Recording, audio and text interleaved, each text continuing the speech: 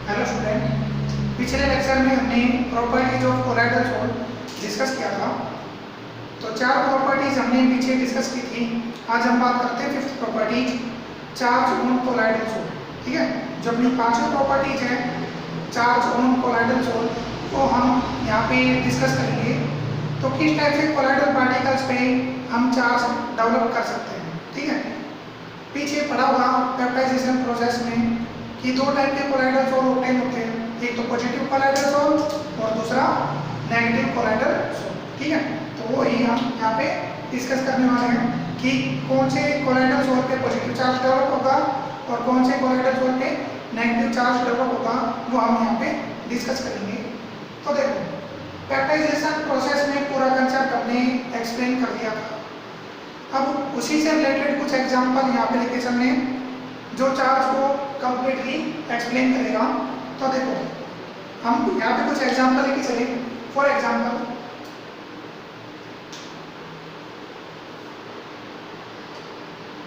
Take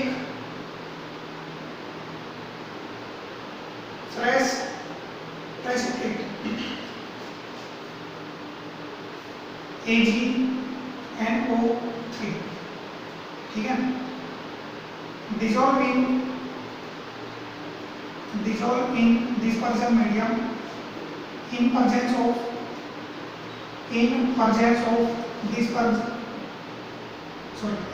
of peptiding agent। Okay, एक fresh precipitate particles AgNO3 लेके चलेंगे जो डिस्पर्जन मीडियम में डिसॉल्व करेंगे। किसकी प्रेजेंस में? पेप्टाइजिंग एजेंट की प्रेजेंस में। तो देखो किस टाइप से ये fresh precipitate particles colloidal sol में कन्वर्ट होते हैं। और यहाँ पे जो पेप्टाइजिंग एजेंट लेके चलोगे वो मान लो हम लेके चले हैं सिल्वर क्लोराइड। ठीक है, ये लेके चलो। तो हमने यहाँ पे लिया फ्रेश पिपिडी ऑफ AgNO3। सही है। dissolve in dispersion medium in presence of peptiding agent means AgCl। पीछे पेप्टाइजेशन प्रोसेस में पढ़ा होगा कि जो फ्रेश प्रेसिपिटेट पार्टिकल्स हो गए और जो एजेंट लेके चलते हैं उनके अंदर जो कॉमन आयंस होते हैं वो कोलाइडल सोल के सरफेस पे जाके डिपॉजिट हो जाते हैं। ठीक है, पीछे पढ़ दिया था। अब जो चार्ज कोलाइडल सोल के सरफेस पे जाके डिपॉजिट होगा वही चार्ज वहाँ पे डेवलप होते हैं और उसी टाइप का कोलाइडल सोल प्रिपेयर होगा। ठीक है, जैसे मान लो अपने पास AgNO3 है, इसको डिसोसिएट करोगे then it give Ag plus NO3 negative. ठीक है, AgCl को डिसोसिएट करवाया तो Ag प्लस Cl नेगेटिव। सही है, तो इसमें जो कॉमन आयंस है वो क्या कैटायन। तो क्या होगा कि जो कोलाइडल सोल प्रिपेयर होगा हमें क्या फॉर्म हो गया? Colloidal sol of AgNO3। जो फ्रेश प्रेसिपिटेट था वो कोलाइडल सोल में कन्वर्ट हो चुका। अच्छा, अब इनमें से जो कॉमन आयंस हैं वो क्या करेगा? कोलाइडल सोल के सरफेस पे जाके डिपॉजिट हो जाता है।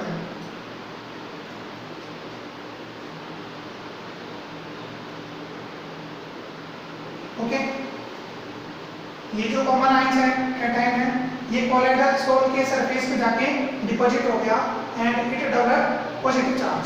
ये पॉजिटिव चार्ज डेवलप करेगा and it give positive colloidal sol of AgNO3। हमें क्या मिल गया? पॉजिटिव कोलाइडल सोल ऑब्टेन हो गया किनका? AgNO3 का। ओके, तो पॉजिटिव कोलाइडल सोल हमने यहाँ पे ऑब्टेन कर लिया। ओके, पीछे पढ़ा था वही कंसेप्ट यहाँ पे लेके चल रहे हैं। एक थोड़ा सा अलग एग्जांपल देखो, डिफरेंट एग्जांपल। ये तो सिंपल एग्जांपल से कर सकते हो और थोड़ा सा डिफरेंट एग्जांपल देना। नेगेटिव कोलाइडल सोल तो खुद ही कर लोगे, किस टाइप से नेगेटिव कोलाइडल सोल ऑब्टेन होते हैं। ठीक है, तो अब कुछ डिफरेंट एग्जांपल देखेंगे। तो यहाँ पे हमें पॉजिटिव कोलाइडल सोल ऑब्टेन हो गया, मतलब कोलाइडल सोल पे पॉजिटिव चार्ज डेवलप हो गया।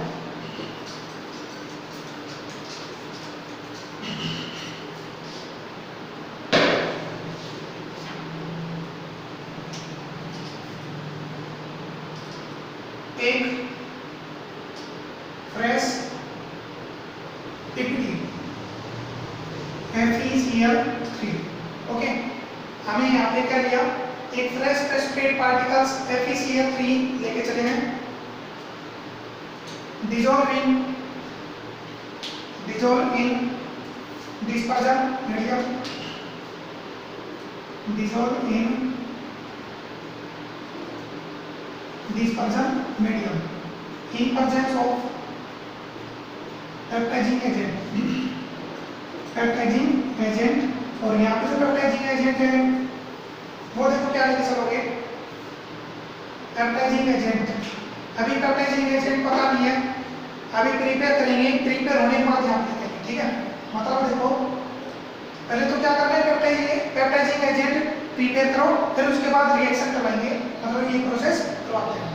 देखो क्या करो, अपने पास जो पीपीटी है, फ्रेश प्रेसिपिटेट है FeCl3, it react with water. मान लो किसी रिएक्शन कर रहे हैं, वाटर से रिएक्शन कर रहे हैं, हाइड्रोलाइसिस कराओगे, तो हाइड्रोलाइसिस करवाने के बाद हमें क्या मिलेगा कि हाइड्रोजन कनेक्ट होगा किसे, क्लोरीन से। हमें पता है कि वाटर डिसोसिएट होगा H+ and OH negative, and FeCl3 dissociate हो गया Fe3+ एंड 3Cl नेगेटिव। सही है, 3 क्लोरीन एनाइन है, तो 3 हाइड्रोजन मतलब H+ कनेक्ट होंगे किसे, क्लोरीन से। यहाँ पे 3Cl नेगेटिव है। अब ये जो H+ होगा वो सीधा कहाँ पे कनेक्ट होगा, Cl नेगेटिव से, क्योंकि अपोजिट चार्ज आपस में क्या होते हैं, कनेक्ट होते हैं, और सेम चार्ज क्या होते हैं, रिपेल होते हैं। तो कहने का मतलब क्या है कि जो H+ होगा वो Cl के साथ कनेक्ट हो जाएगा एंड इट गिव 3HCl। सही है। अब यहाँ पे कितने OH हैं, 3, क्योंकि 3 से मल्टीप्लाई करें ना, तो 3 OH हो गया। तो ये जो 3 OH होगा वो सीधा किससे कनेक्ट होगा, Fe3+ से। ओके, एक OH पे एक नेगेटिव होते हैं, तो हमें 3 OH नेगेटिव लेके चलने पड़ेंगे, क्योंकि यहाँ पे आयरन में टोटल चार्ज कैसे है, 3+।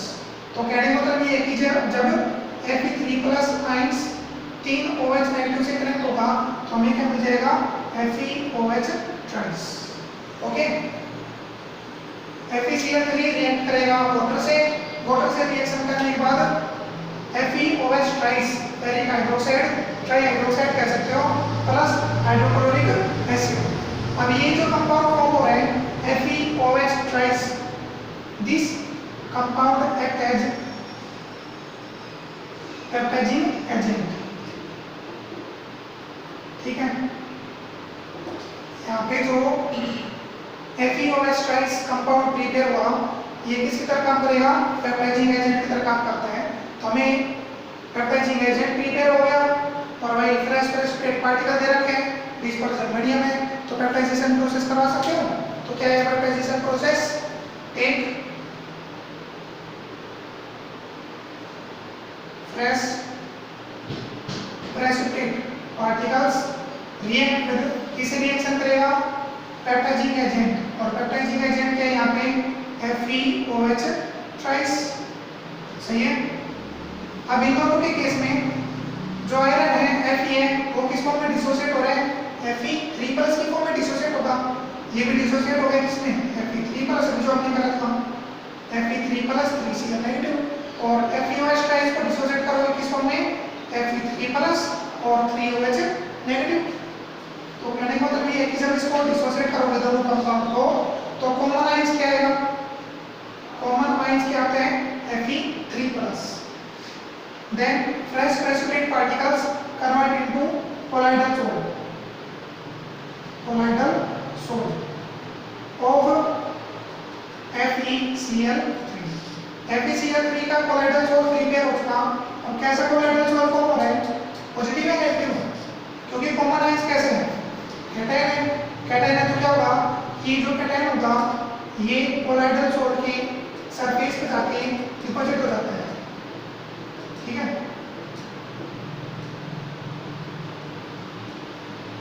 समझ आ गया। ये जो कैटायनिक पार्ट होगा, कॉमन पार्ट होगा, वो कोलाइडल सोल्ट के सरफेस पे जाके डिपॉजिट हो गया and it give this is positive colloidal salt. हमें दोबारा से क्या मिल गया, पॉजिटिव कोलाइडल सोल्ट ऑब्टेन हो चुका। ठीक है, नेगेटिव कोलाइडल सोल्ट हमने पीछे कर लिया था, कर लेना। एक चलो देखना, चलो नेगेटिव कोलाइडल सोल्ट का example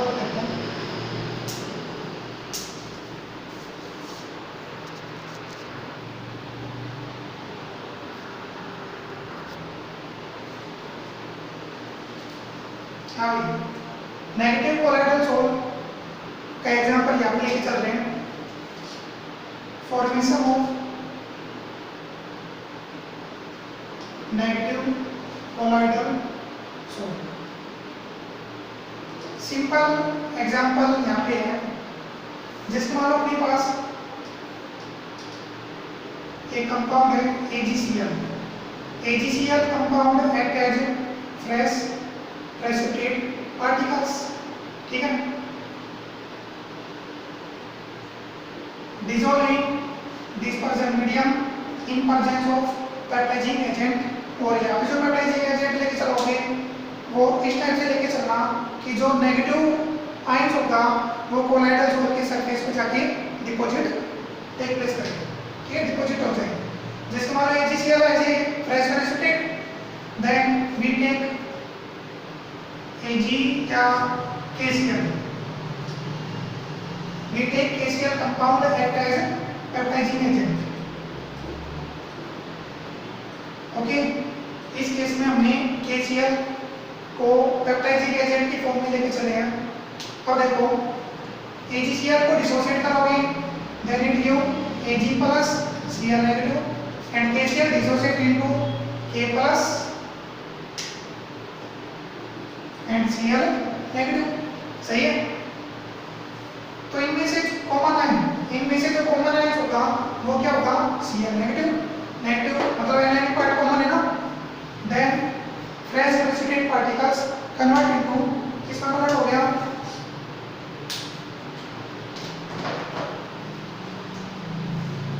it convert into negative colloidal sol. हमें क्या मिलेगा, नेगेटिव कोलाइडल सोल देता है। कैसे, क्योंकि यहाँ पे कॉमन आयंस क्या है, Cl नेगेटिव, तो एक कोलाइडल सोल यहाँ पे ऑब्टेन हो गया, तो इसके सरफेस पे क्लोरीन नेगेटिव आयंस डिपॉजिट हो जाएंगे and it develop negative charge. तो पूरे कंपाउंड में इस चार्ज डेवलप हो गया नेगेटिव, तो हमें क्या मिल गया, नेगेटिव कोलाइडल सोल, ठीक है। तो ये चार्ज डेवलप करते हैं किसी भी कोलाइडल सोल पे, चाहे पॉजिटिव हो चाहे नेगेटिव हो, ओके। तो ये अपनी फिफ्थ प्रॉपर्टी थी। अब हम बात करते हैं प्रॉपर्टी नंबर 6।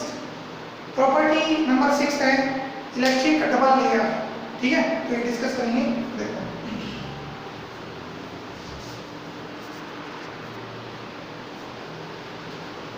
हाँ भाई, property number 6 electrical double layer और हेलोमोर्फ्स डबल लेयर्स, ठीक है। तो देखो इस प्रॉपर्टी में क्या होता है, ये प्रॉपर्टी भी जो पीछे हमने पेप्टाइजेशन प्रोसेस पढ़ी है उसी से रिलेटेड है। देखो पीछे हमने फ्रेश प्रेसिपिटेट पार्टिकल को कोलाइडल सोल में कन्वर्ट किया था, चाहे वो पॉजिटिव कोलाइडल सोल फॉर्म हो रहा हो चाहे नेगेटिव कोलाइडल सोल फॉर्म हो रहा हो, हमें कोलाइडल सोल ऑब्टेन हुआ था। तो देखो किस टाइप से ऑब्टेन हुआ था, चार्ज को हमने पढ़ लिया कि पॉजिटिव चार्ज कब डेवलप होते हैं, नेगेटिव चार्ज कब डेवलप होते हैं। अब हम बात करेंगे लेयर्स की, ठीक है। पॉजिटिव कोलाइडल सोल हो तो उसमें भी दो टाइप की लेयर होती है, नेगेटिव कोलाइडल सोल हो उसमें भी दो टाइप की लेयर प्रेजेंट होती है, ठीक है। कौन कौन सी और कैसे होती है वो देखो। जिसकी मान लो हमने कोई भी एक यहाँ पे एग्जाम्पल ले लो, चाहे पॉजिटिव का ले लो चाहे नेगेटिव का, हमने एग्जाम्पल ले लिया, मान लो let us consider fresh precipitate particles, let us consider fresh precipitate particles, fresh precipitate particles AgNO3 react with peptidizing agent. Here we take peptidizing agent AgI, ठीक है। Silver iodide act as peptidizing agent,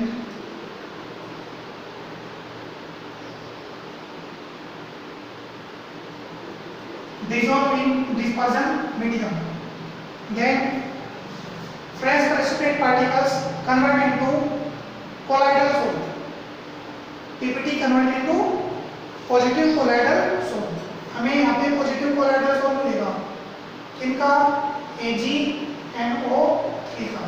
this is positive colloidal sol, इसको थोड़ा सा नीचे लिख लो, positive colloidal soul. क्यों मिलता है पॉजिटिव, पता होगा पॉजिटिव कोलाइडल सोल क्यों मिला। देखो इसको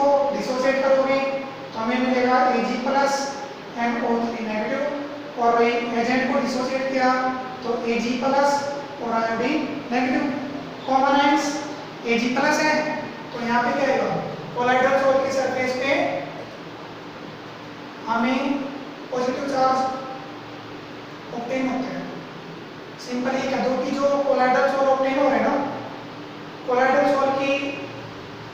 सोल की सरफेस पे हमें पॉजिटिव लेयर डेवलप यहाँ पे करवानी है। मतलब जो पहली लेयर ऑब्टेन होगी इस कोलाइडल सोल पे वो कैसे होगी, पॉजिटिव।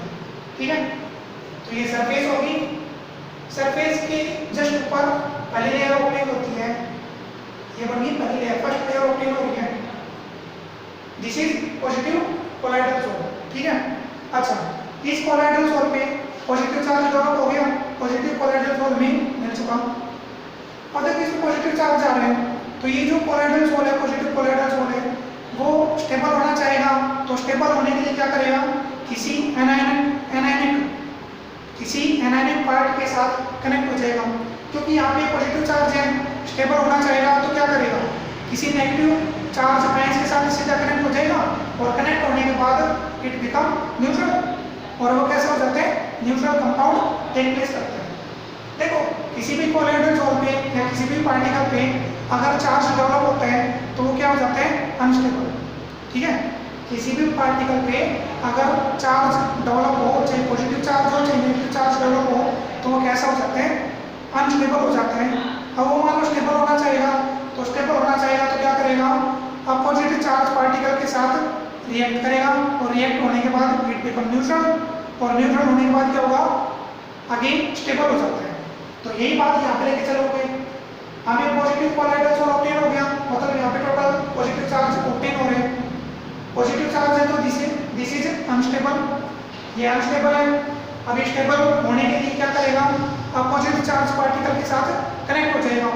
तो देखो पेप्टाइजिंग एजेंट की बात करें तो इसको डिसोसिएट किया था Ag प्लस और आयोडीन नेगेटिव, सही है, ओके। तो इसमें देखो जो सेम मतलब जो कॉमन चार्ज था वो तो पहले लेयर की फॉर्म में जाके डिपॉजिट हो गया। अब देखो ये तो पूरा कंपाउंड है ना, ये तो पूरा कंपाउंड है, कंपाउंड मतलब ये तो कोलाइडल सोल है, इसको तो हम ले नहीं सकते, इसको हम डिस्टर्ब नहीं कर सकते। बचा क्या, Ag, पेप्टाइजिंग एजेंट बचा। पेप्टाइजिंग एजेंट में देखो कॉमन आयंस तो चला गया है यहाँ पे सरफेस में, कॉमन आयंस जाने के बाद क्या बचा, मतलब Ag plus ions colloidal sol की सरफेस पे जाने के बाद क्या बचा, आयोडीन नेगेटिव बचा। अब ये जो आयोडीन नेगेटिव होगा ये क्या करेगा, अपोजिट चार्ज पार्टिकल की तरह काम करेगा, और ये क्या करेगा कि जो पहली लेयर ऑब्टेन हो रही है ना, जो पहली लेयर ऑब्टेन हो रही है उसके सरफेस पे जाके डिपॉजिट हो जाता है। ठीक है, ये तो कोलाइडल सोल ऑब्टेन हो चुका AgNO3, इसको तो कोई चेंजमेंट करना नहीं है। पेप्टाइजिंग एजेंट का तो पेप्टाइजिंग एजेंट का जो Ag प्लस था वो तो कॉमन आयंस था, तो कॉमन आयंस तो कहाँ पे चला गया, कोलाइडल सोल के सरफेस में, and it form the positive colloidal sol. ठीक है, अब हम बात कर रहे हैं अपोजिट चार्ज पार्टिकल की, तो यहाँ पे केवल एक चार्ज पार्टिकल ऑब्टेन हो रहे हैं, कौन सा, आयोडीन नेगेटिव। अब ये जो आयोडीन नेगेटिव होगा ये जो पॉजिटिव चार्ज लेयर फॉर्म हो रही है इसके सरफेस पे जाके डिपॉजिट हो सकता है, and it form the another layers. ठीक है, जो आयोडीन नेगेटिव है ये क्या करेगा, जो पहली लेयर थी Ag प्लस उसकी लेयर के सरफेस पे जाके डिपॉजिट हो गया, सही है। ये जो सरफेस है यहाँ पे जाके डिपॉजिट हो गया iodine negative, and it form the another layer, ये दूसरी लेयर फॉर्म करते हैं। तो कहने का मतलब ये है कि कोलाइडल सोल पे हमने दो लेयर ऑब्टेन हो चुकी। पहली जो लेयर है वो क्या है, पॉजिटिव चार्ज लेयर है, और जो दूसरी लेयर है वो नेगेटिव चार्ज लेयर है। ठीक है, एक तो Ag प्लस की लेयर है और एक आयोडीन नेगेटिव की लेयर है। ठीक है, पॉजिटिव रिएक्ट करेगा नेगेटिव के साथ एंड इट बिकम न्यूट्रल, मतलब जो चार्ज यहाँ पे डेवलप हो रहे हैं वो कैसा हो जाएगा, न्यूट्रल हो जाते हैं, जीरो चार्ज यहाँ पे डेवलप हो जाते हैं जब Ag प्लस आयोडीन नेगेटिव के साथ कंबाइन होता है। ठीक है, ये लार्ज अमाउंट में लेके चल रहे हो, जो Ag लेके चले हो ना, सिल्वर आयोडाइड लेके चले हो, ये N मॉलिक्यूल लेके चले हो इसके, ठीक है, हमें एग्जैक्ट वैल्यू तो पता नहीं है, तो एम और यहाँ पे लेके चलेंगे। ठीक है, तो यहाँ पे दो टाइप की लेयर ऑब्टेन हो रही है, एक तो पॉजिटिव चार्ज लेयर और एक नेगेटिव चार्ज लेयर। ठीक है, और थोड़ा सा जर्नली बात कर लेते हैं। यहाँ पे जो हमने कोलाइडल सोल ऑब्टेन हुआ है AgNO3 का, तो यहाँ पे दो टाइप की लेयर है। एक तो इनर लेयर कह सकते हो, कोलाइडल सोल के सरफेस के ऊपर पहले लेयर ऑब्टेन हो रही है, दिस इज इनर लेयर। ये कैसे कहलाती है? Inner layers. और ये कहलाती है आउटर लेयर। कहलाती क्या है? ये तो है ही, सीधी सी बात है, ये अंदर की लेयर है इनर और ये आउटर है। ये तो सिंपल है। अब इसका नाम देखो, मीनिंग देखो, इनर लेयर का नाम क्या होगा, आउटर लेयर का नाम क्या होता है? देखो इनर लेयर है वो क्या है, आउटर लेयर की जस्ट अंदर ही तो है। पहले आउटर लेयर आ रही है, फिर बाद में क्या आ रहा है, इनर लेयर आ रही है। तो जो Ag+ की लेयर है वो क्या है, अंदर की तरफ फॉर्म है, तो ये कहलाती, this is called fix layer. ये जो इनर लेयर है, इस इनर लेयर को हम क्या कहेंगे, this is fix layer. Okay, ये कहलाती फिक्स लेयर।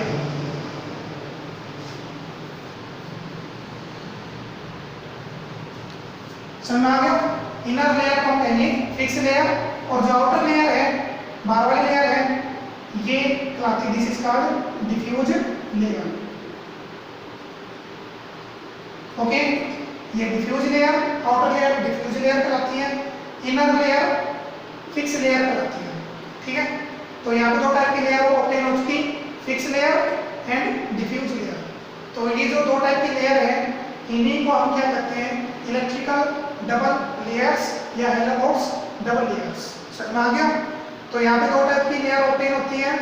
जब हम अनस्टेबल कोलाइडल सोल को स्टेबल कोलाइडल सोल में कन्वर्ट करते हैं, तो दो टाइप की लेयर फॉर्म होगी, एक फिक्स लेयर जो अंदर वाली होती है वो फिक्स लेयर, और जो बाहर होती है आउटर साइड में होती है वो कहलाती है डिफ्यूज लेयर। तो इन दोनों लेयर्स को ही हेलोबॉक्स लेयर या इलेक्ट्रिक डबल लेयर कहते हैं। ठीक है, तो ये अपनी 6th प्रॉपर्टी थी। अगली जो प्रॉपर्टी है वो है जेटा पोटेंशियल प्रॉपर्टीज। जेटा पोटेंशियल प्रॉपर्टीज क्या होती है, जब दो लेयर